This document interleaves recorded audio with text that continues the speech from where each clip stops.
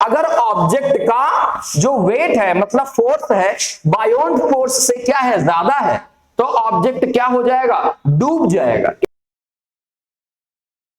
चलिए आज का सेशन शुरू करते हैं। इस सेशन को शुरू करने से पहले मुझे एक क्वेश्चन का आंसर करिए कि अगर आप में से 60% स्टूडेंट तो बोट में बैठे होंगे, कभी गए होंगे रिवर बैंक में, तो आप उसमें ट्रेवल करते होंगे।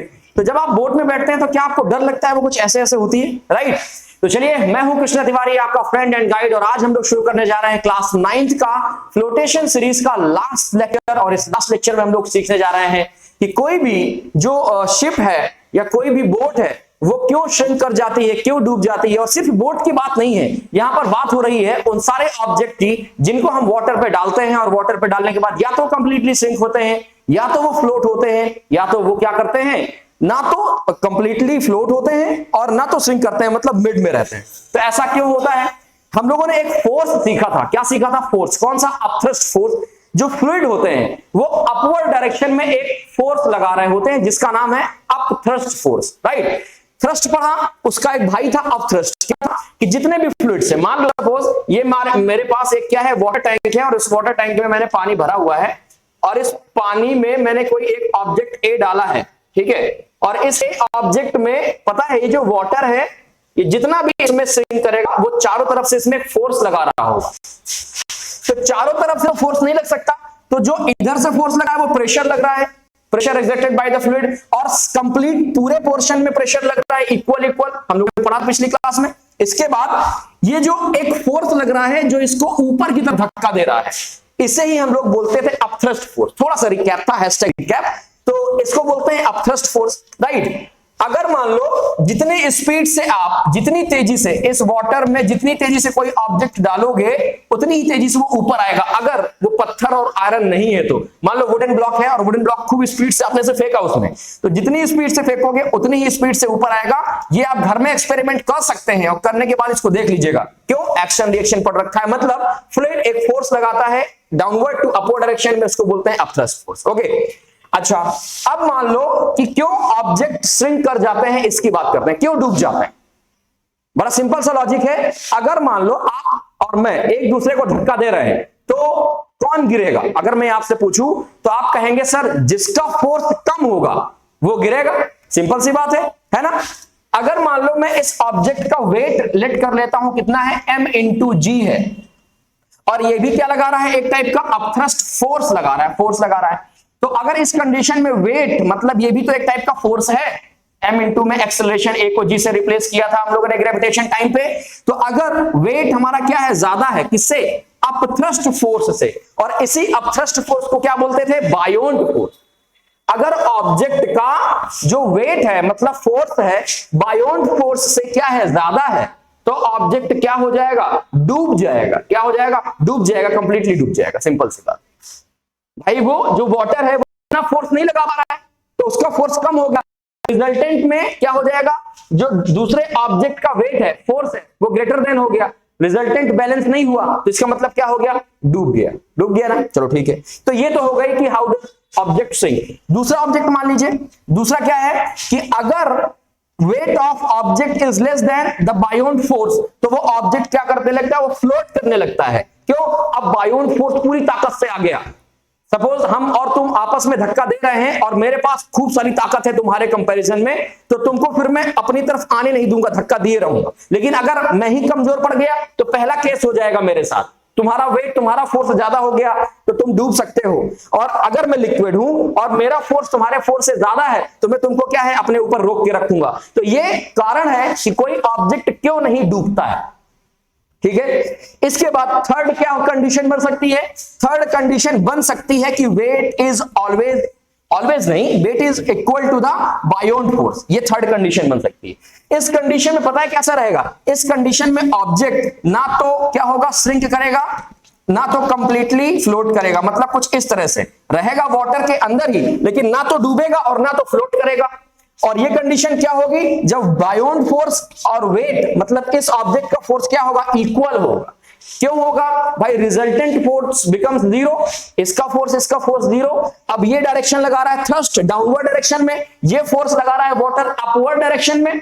तो दोनों का डायरेक्शन अलग अलग, तो जो रिजल्टेंट हुआ क्या हो गया, जीरो हो गया। एक प्लस का एक नेगेटिव का, तो प्लस माइनस जीरो, खत्म रिजल्टेंट। तो इस कंडीशन में जो ऑब्जेक्ट है वो क्या करेगा, ना तो कंप्लीटली इमर्ज होगा और ना तो फ्लोट करेगा। ये तीन कंडीशंस क्या आपको समझ में आ गई, हाउ डज ऑब्जेक्ट फ्लोट, समझ में आ गया, बहुत बढ़िया बात। अब मैं आपको एक छोटा सा चुटपुटिया सा प्रिंसिपल बताने जा रहा हूं, जो दिखने में पढ़ने में तो बहुत छोटा है, हमें क्या है, हमें लिखा लिखाया मिल गया, थोड़ा सा समझ लिया हो गया, लेकिन इस छोटे से प्रिंसिपल के लिए बहुत बड़ा साइंटिफिक लॉजिक लगा है, और जिसकी वजह से सबमरीन है, बड़ी बड़ी शिप्स है, ठीक है, क्या करती हैं, तैरती हैं। और इसका नाम है प्रिंसिपल ऑफ फ्लोटेशन। क्या कहता है प्रिंसिपल ऑफ फ्लोटेशन? आपने आर्किमिडीज प्रिंसिपल पढ़ा था। क्या पढ़ा था आर्किमिडीज प्रिंसिपल? आपने पढ़ा कि अगर किसी ऑब्जेक्ट को लिक्विड में मैं इमर्ज कराता हूं तो जो लिक्विड होगा वो उसके वेट के बराबर डिस्प्लेस होगा।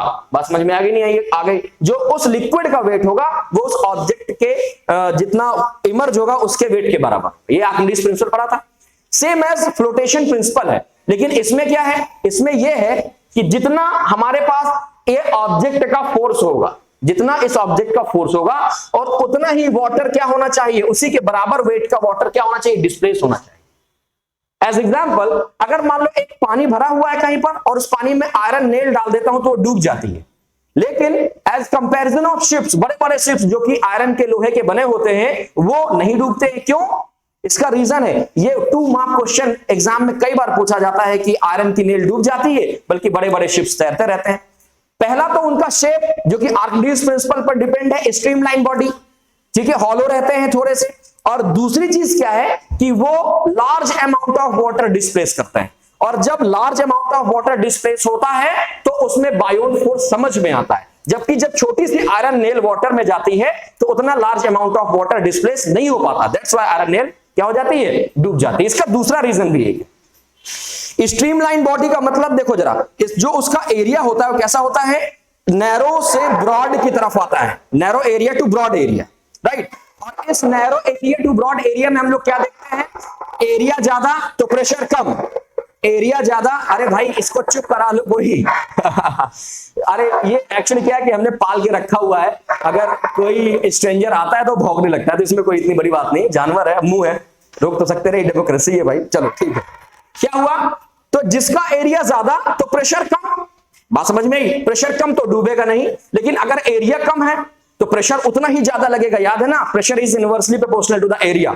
मैं देखो समझा रहा हूं, अगर आप चाहो तो मैं भी लिखवा सकता हूं बोर्ड में कि बेटा लिखो बच्चा, तो लिखते रहो फिर घंटों।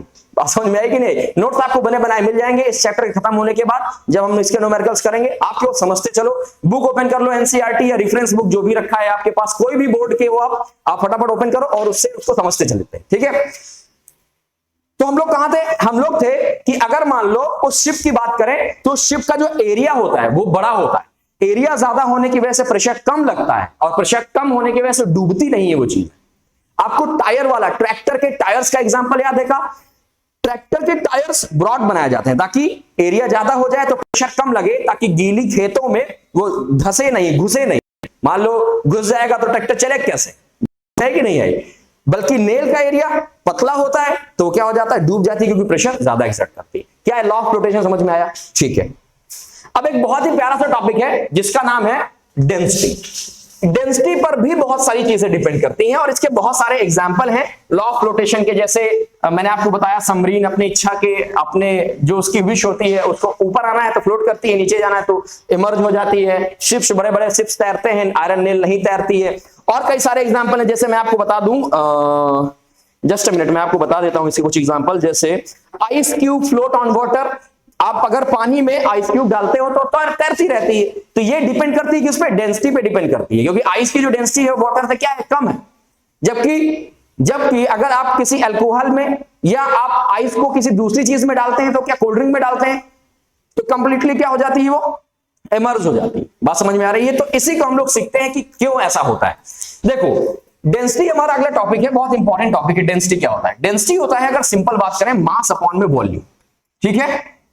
किसी भी पर्टिकुलर ऑब्जेक्ट का मास क्या है और वो कितना एरिया कवर करता है, ये उस ऑब्जेक्ट की डेंसिटी कहलाती है। डेंसिटी वर्ड आपने सुन रखा होगा नॉर्मल बोलचाल की भाषा में। कैसे? यार इस एरिया की डेंसिटी ज्यादा है, इस एरिया की डेंसिटी कम है। तो डेंसिटी का मतलब जितना ज्यादा उसमें मास और वॉल्यूम, जितना उसने एरिया कवर रखा है, उसके हिसाब से हम लोग कंपेयर करते हैं। बात समझ में आई कि नहीं आई? So what is density? Density is mass per unit volume, और इसका एसआई यूनिट की बात करेंगे तो एसआई यूनिट हो जाएगी, मास की क्या होती है हमारे पास, केजी होती है, और वॉल्यूम की क्या होती है, वॉल्यूम तो आपको पता है ना, मीटर क्यूब, तो केजी पर मीटर क्यूब, ये उसकी क्या हो गई, ये हो गई हमारे लिए एसआई यूनिट। डेंसिटी तो आ गई ना, mass upon volume, SI unit KG metre पर क्यूब, केजी मीटर क्यूब, ये हो गया डेंसिटी का वॉल्यूम। ठीक है, अगर मान लो डेंसिटी से कैसे क्वेश्चन आते हैं, डेंसिटी से क्वेश्चन कैसे आते हैं कि आइस जो क्यूब था वो वाटर पे क्यों श्रिंक कर रहा था। अगर हम बात करें कि डेंसिटी की, जो डेंसिटी है आइस की वो क्या होती है, वाटर के कंपैरिजन में कम। अगर ऑब्जेक्ट डेंसिटी, जरा ध्यान दीजिए, ये ऑब्जेक्ट, ओ फॉर ऑब्जेक्ट और D for density, object density is greater than fluid, अगर किसी भी फ्लूइड में ऑब्जेक्ट की डेंसिटी ज्यादा होगी तो ऑब्जेक्ट क्या करेगा, श्रिंक कर जाएगा, इमर्ज हो जाएगा, ठीक है ना। इसके बाद अगर ऑब्जेक्ट डेंसिटी क्या होगी, लेस देन द फ्लूइड होगी, फ्लूइड में कोई भी हो सकता है, चाहे वाटर हो चाहे अल्कोहल हो, कोई भी हो सकता है। तो अगर मान लो ऑब्जेक्ट की डेंसिटी कम है किससे, उस फ्लूइड से, तो क्या हो जाएगा, मैं इसको कैपिटल एफ बना देता हूं ताकि आपको समझने में दिक्कत ना हो, ये फोर्स नहीं फ्लूइड है, ठीक है, FLUID, ठीक है, फ्लूइड, ठीक है। तो क्या हो जाएगा, वो ऑब्जेक्ट क्या करेगा, फ्लोट करेगा, ठीक, और ये क्या करेगा, श्रिंक कर जाएगा। ओके, तो ये पहली कंडीशन जो कि डेंसिटी से रिलेटेड है, और ये दूसरी कंडीशन जो डेंसिटी से रिलेटेड। क्या डेंसिटी समझ में आ गई कि नहीं आ गई? आ गई, इसका यूनिट समझ में आ गया। चलो अब इस चैप्टर के लास्ट टॉपिक की तरफ बढ़ते हैं जिसका नाम है रिलेटिव डेंसिटी। ओके, तो देखो नाम से ही क्लियर है, क्या क्लियर है, रिलेटिव डेंसिटी। रिलेटिव का मतलब रिलेट करना। देखो मैं आपका बिल्कुल टाइम वेस्ट नहीं कर रहा हूं, टू द पॉइंट बात कर रहा हूं। और अभी भी आप में से जिन बच्चों ने हमारे प्रीवियस सेशंस नहीं देखे हैं वो फटाफट जाकर के देख लीजिए, लिंक डिस्क्रिप्शन में दिया हुआ है। एंड उसको देखने के बाद जब आप ये देखोगे ना, तो मैं जो पुरानी बातें कर रहा हूं, हालांकि पुरानी बातें आप लोग याद नहीं रखते हैं, नई नई बातें ढूंढते रहते हैं। क्या पुरानी बातें, बायोन फोर्स, अपथ्रस्ट फोर्स, राइट, तो ये सब कुछ आपको बहुत क्लियरली समझ में आएगा, समझ में अभी भी आ रहा होगा, इसीलिए मैंने सबसे पहले शुरुआत वहीं से की थी, अपथ्रस्ट से, ठीक है, हैशटैग रिकैप वाला पोर्शन जो था, ठीक है। अब अगर मैं आपसे क्वेश्चन करूं कि रिलेटिव डेंसिटी क्या होती है, तो बताइए क्या होती है। अच्छा चलो मैं बताता हूं relative density. Word relative density मतलब रिलेटिव कौन से होते हैं, रिलेटिव वो होते हैं जो हमसे कनेक्टेड रहते हैं या जुड़े रहते हैं, बात समझ में आई। ये रिलेटिव से आप ये भी समझ सकते हैं रिलेट कराना। ओके, अगर हम किसी दूसरे सब्सटेंस की डेंसिटी को वाटर से रिलेट कराते हैं, वाटर से, केवल किससे, वाटर से, 10⁻³ मीटर क्यूब, अगर वाटर की डेंसिटी से रिलेट कराते हैं तो उसे ही हम लोग क्या बोलते हैं, रिलेटिव डेंसिटी। आप चाहे तो टॉपिक डाल के लिख सकते हैं डेंसिटी के बारे में, इसको छाप लो, थोड़ा फटाफट नोट कर लो। इसके बाद रिलेटिव डेंसिटी आप लिख सकते हैं क्या, the density of object upon में डेंसिटी ऑफ वाटर। क्या मतलब हुआ, मतलब ये हुआ कि हम लोग किसी भी ऑब्जेक्ट की जब डेंसिटी को वाटर से कंपेयर कराते हैं तो जो वैल्यू निकल के, जो मैग्नीट्यूड निकल के आता है ना, उसे ही बोलते हैं रिलेटिव डेंसिटी। ओके, तो relative density is equal to density of object, right, upon में डेंसिटी ऑफ वाटर। कितनी होती है, 10⁻³ क्या बात समझ में आ गई कि नहीं आ गई, बात समझ में आ गई। ओके, बहुत बढ़िया बात है। तो पहली चीज तो आपको याद रखनी कि डेंसिटी, रिलेटिव डेंसिटी होती क्या है, कंपैरिजन। दूसरा, रिलेटिव डेंसिटी के पास कोई अपना एसआई यूनिट नहीं होता। क्या, एसआई यूनिट नहीं होता। क्यों नहीं होता, डेंसिटी ऑफ ऑब्जेक्ट, तो डेंसिटी का हो गया केजी पर मीटर क्यूब, और ये भी तो डेंसिटी ही है वाटर की, तो ये भी हो गया केजी पर मीटर क्यूब। तो देखो ये कट गए, क्या हो गया, 1 आ गया। So there is no SI unit of relative density. बात समझ में आ गई, रिलेटिव डेंसिटी की कोई एसआई यूनिट नहीं होती है। ठीक है, आगे चलता हूं। देखो हो सकता है थोड़ा सा आपको समझ में और आ जाए।